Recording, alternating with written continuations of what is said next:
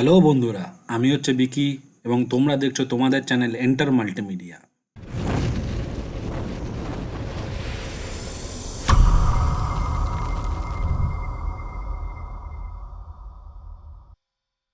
Hello বন্ধুরা, আশা করি তোমরা সবাই ভালো আছো এবং সুস্থ আছো। আজকে যে ভিডিওটা নিয়ে আসতে চলেছি নিয়ে এসছি সেটা হচ্ছে ফটোশপের এই শেপ টুল অপশনের কাজগুলো। ঠিক আছে, তো দেরি না করে শুরু করা যাক আজকের ভিডিও। তাহলে প্রথম টুলে যে টুলটা আছে সেটাকে বলা হয় রেক্টাঙ্গেল টুল। রেক্টাঙ্গেল টুল কি করছে দেখো, একটা রেক্টাঙ্গেল শেপ ড্র করছে, যেখানে তুমি ফিল কালার দেখতে পাচ্ছ এবং ইলাস্ট্রেটরের মতো স্ট্রোক কালারও আছে। দেখো এখানে ফিল কালারে গিয়ে তুমি এখানে ফিল কালারটা চেঞ্জ করতে পারছো, এই দেখো বিভিন্ন কালার নিতে পারছো। বা তুমি চাইলে এখানে গ্রেডিয়েন্ট ইউজ করতে পারো, এখানে গ্রেডিয়েন্ট ক্রিয়েট করতে পারো তোমার মর্জি মতো, এখানে গ্রেডিয়েন্ট আছে। আবার তুমি আবার সলিড কালারে চলে যাও। আবার তুমি চাইলে এখানে প্যাটার্নস ক্রিয়েট করতে পারো, বিভিন্ন রকম প্যাটার্নস আছে। বা তুমি চাইলে এখানে আবার কালার মিক্স করেও কালার অ্যাপ্লাই করতে পারো তোমার মর্জি মতো। আবার ফিলটাকে আনফিল করতে পারো, কোনো ব্যাপার না। ঠিক আছে, তো আবার এখানে তুমি চাইলে স্ট্রোক কালারও দিতে পারো। স্ট্রোক কালারটা দিয়ে আমরা নীল করছি, নীলে গিয়ে আমরা এখানে স্ট্রোক কালার দিচ্ছি। ওকে, তো এবার তুমি যদি শেপ টুলটা নাও, শেপ টুলটা নেওয়ার পরে মনে করো আমার চাই শুধু আউটলাইনটা, তাহলে এখানে গিয়ে শেপের জায়গায় যদি আমি শুধু পাত দিয়ে দিই, পাতে গিয়ে ড্র করি, তাহলে দেখো এখানে ফিল অ্যান্ড স্ট্রোক কালার কোনোদিন অ্যাক্টিভেট হবে না। ঠিক আছে, সবসময় মাথায় রাখবে।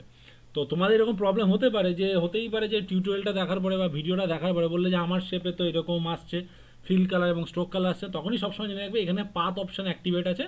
শেপ অপশানে ক্লিক করার পরে তোমার এই কালারটা অ্যাক্টিভেট হবে। তারপর তুমি যখন কালার দেবে দেখো তোমার এখানে কালারগুলো পড়ছে। ঠিক আছে, এর পরের টুলটার নাম হচ্ছে রাউন্ডেড রেক্টাঙ্গেল টুল। রাউন্ডেড রেক্টাঙ্গেল টুল কী করছে দেখো, মাথাটাকে গোল গোল করে দিয়েছে। ঠিক আছে, তো আমরা এটাকে ডিলিট করে দিই জায়গা নেই বলে। তো এরপর রাউন্ডেড রেক্টাঙ্গেল টুলের পরে হচ্ছে এলিপস টুল। এলিপস টুল কী করছে দেখো, সার্কেল নিচ্ছে।